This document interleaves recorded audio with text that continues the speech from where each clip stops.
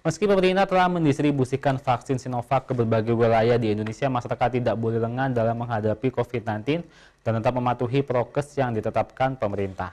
Pasalnya, proses pemberian vaksin ke masyarakat membutuhkan waktu cukup lama dan diperkirakan pertengahan tahun 2022 sekitar 80% penduduk Indonesia baru mendapatkan vaksin tersebut.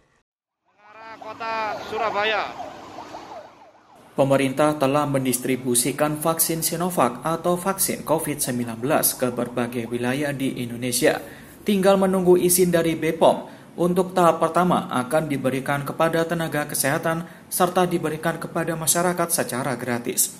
Meski demikian, menurut pakar epidemiologi Universitas Airlangga Surabaya, Windu Purnomo, masyarakat tidak boleh lengah dalam menghadapi COVID-19 dan tetap mematuhi protokol kesehatan yang ditetapkan oleh pemerintah. Pasalnya, proses vaksinasi membutuhkan waktu terbilang lama, mengingat keterbatasan produksi dari vaksin asal Cina tersebut.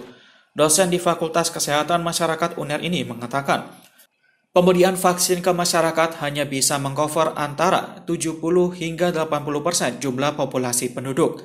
Di Jawa Timur sendiri, dengan jumlah penduduk sebanyak 40 juta orang, vaksin hanya bisa diberikan 28-32 juta orang. Nah, jadi kita cukup lama nanti ya akan bisa mengendalikan pandemi kalau hanya mengandalkan pada vaksin. Kenapa? Karena 1 bulan paling dapat berapa, ya kan?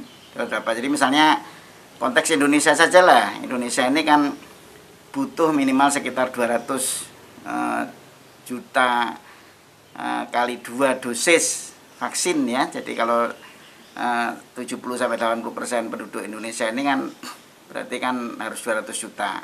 Pada 1 orang harus mendapatkan 2 dosis vaksin. Berarti kita harus punya vaksin sebanyak 400 juta dosis.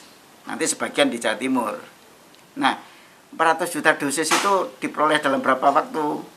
Kan cukup panjang itu. Ya, jadi perhitungan saya itu baru bisa diperoleh paling cepat 15 bulanan. 15 bulan.